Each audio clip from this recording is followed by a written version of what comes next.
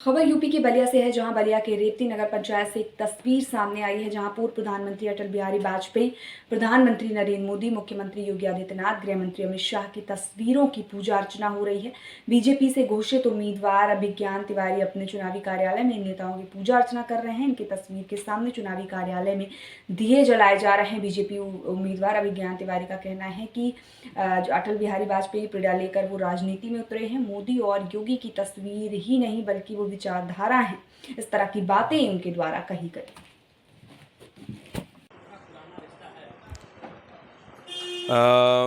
मैं अभी नगर पंचायत का चुनाव ये पहली बार मैं खुद लड़ रहा हूँ, लेकिन मेरा पारिवारिक पृष्ठभूमि शुरुआत से ही रही है। मेरे बाबा स्वतंत्रता सेनानी स्वर्गीय श्री राम पूजन तिवारी जी यहाँ से चुनाव लड़े थे। उसके बाद मेरे पिताजी चुनाव यहाँ चेयरमैन रहे हैं।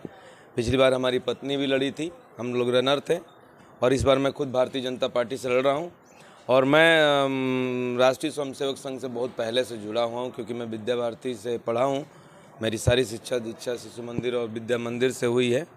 तो हम लोग राष्ट्रीय स्वयंसेवक संघ से और विद्या भारती से शुरू से जुड़े हुए हैं।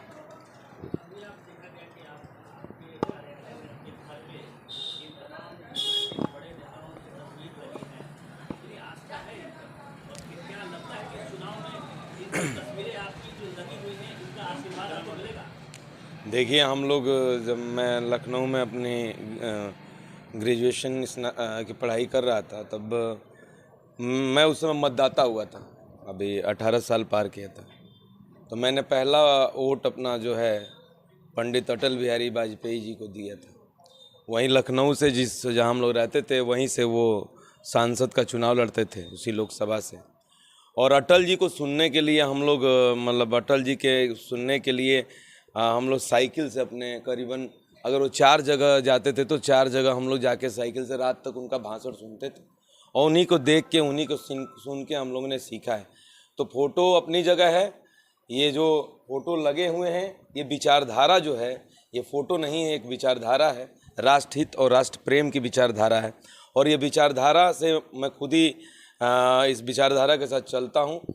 तो ये फ़ोटो नहीं है, इसको फ़ोटो ना कहिए आप, ये विचारधारा और ये राष्ट्र हित और राष्ट्र उन्नति के लिए जो विचारधारा है, उसके लिए हम लोग लड़ रहे हैं।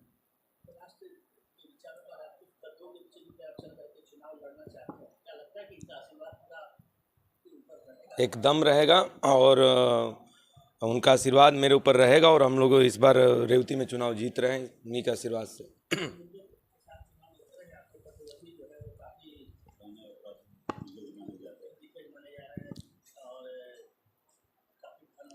कोई राजनीतिक दिग्गज नहीं है, पहली बार।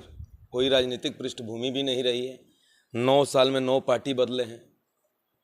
अगर आपको इतिहास नहीं पता है तो मैं बता देता हूँ, 9 साल में 9 पार्टी बदले हैं।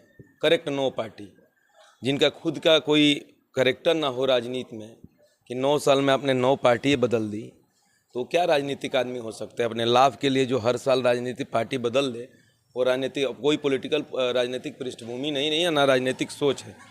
और पहली बार लोगों को नौकरी के छलावा का बल पे कि मैं मध्य प्रदेश में मेरा ठेका चलता है, मैं वहाँ पे टोल पे नौकरी दूंगा, इन छलावों के बल पे वो चुनाव जीते।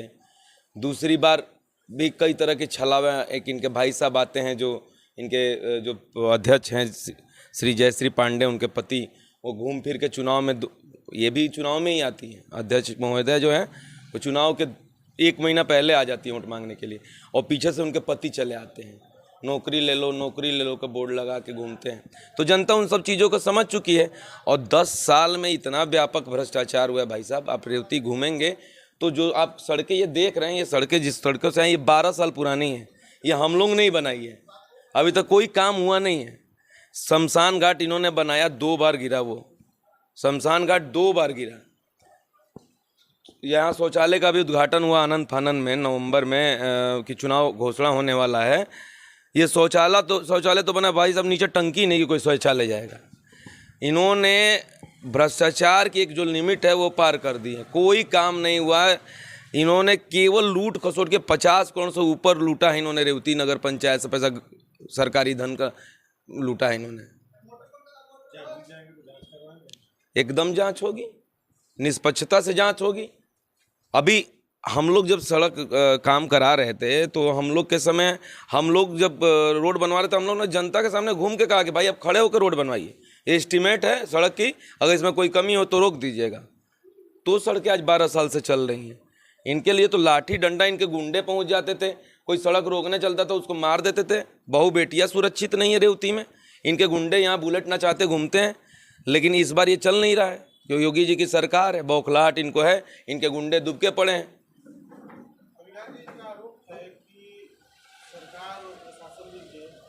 चुनाव प्रचार नहीं करने दे रही है, ये गलत बात है। अरे उनके ऊपर उत्पीड़न किया जा रहा है, इस पे क्या?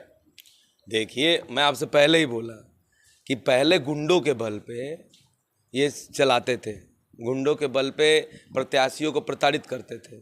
इनके गुंडे, जैसे हम अभी कह रहे थे कि हम एक वार्ड में गए थे, हमको घेर लिया गया।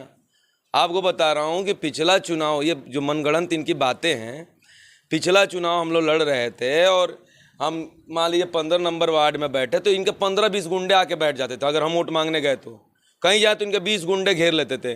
और आप अगले से बात करें, अब इनको दिक्कत क्या है कि इनके जो गुंडे हैं वो घूम नहीं पा रहे हैं। इनके गुंडे अब डरे हुए हैं कि भाई योगी जी की सरकार है, महाराज जी की सरकार है, अगर एक गुंडा अगर कहीं दिखा तो भाई उसको लाल घर जाना ही जाना है। वो तो भाई इनके गुंडे डरे हुए, कुछ गुंडे छोड़ के भाग गए और जो गुंडे इनके रेवती में रह रहे हैं वो दुबके हुए घर में। तो जिन गुंडों के बल पे और दारू मुर्गा बांट के, पैसे बांट के ये चुनाव जीतने की कोशिश हमेशा किया करते थे, इस बार ये बौखलाहट है इनको कि ना उनका दारू बट पा रहा है, ना पैसा बट पा रहा है, ना मुर्गा बट पा रहा है, ना गुंडे घूम के गुंडे ही कर पा रहे हैं। तो इन्हीं बलों पर जब आपने चुनाव जीता है और ये चारों चीज़ें नहीं हो पा रही तो बौखलाहट तो भाई सब होगा ही होगा।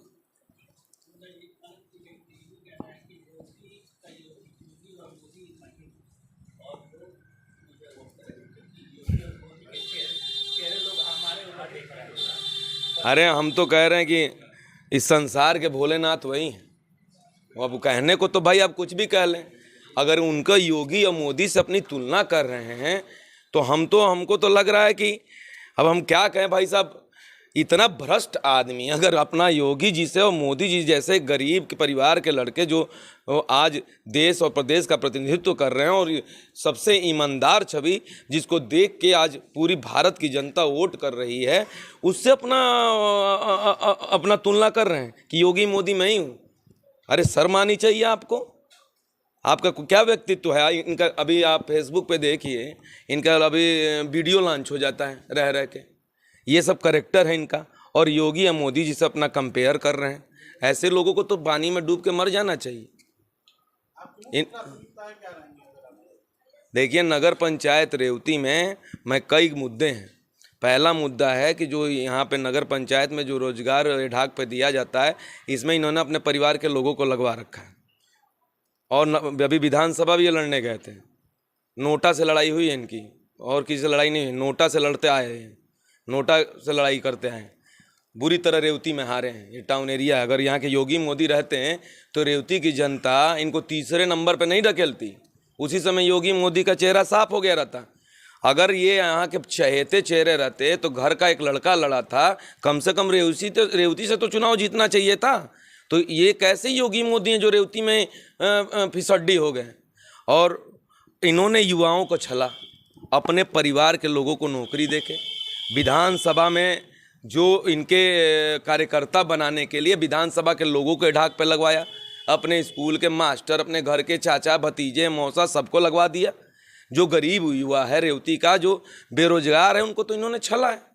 उसके बाद सबसे पहले प्राथमिकता तो मेरी ये होगी कि रेवती में आते ही यहाँ रेवती में जो इनकी गुंडागर्दी और तताइयों का जो माहौल बना रखा है, इसको ख़त्म करना है। नगर पंचायत रेवती से जो लोग इनके वहाँ पे टिके हुए हैं, जिनके माध्यम से दारू ढुवाते, अभी आपने सुना होगा कि दारू पकड़ी गई थी, ये इन्हीं के रखे हुए ढाक के लोग हैं जो नगर पंचायत के गाड़ियों से दारू ढुवाते हैं। ये लोग उसी से गाड़ी से दारू मंगवाए थे। देखिए कितने चालबाज लोग हैं। ये एम्बुलेंस से, नगर पंचायत की गाय भैंस पशु ढोने वाली गाड़ी से दारू मंगवाते हैं। दारू पकड़ी गई। ये लोग, इनको हटाना है, नगर पंचायत को क्लीन चिट करना है।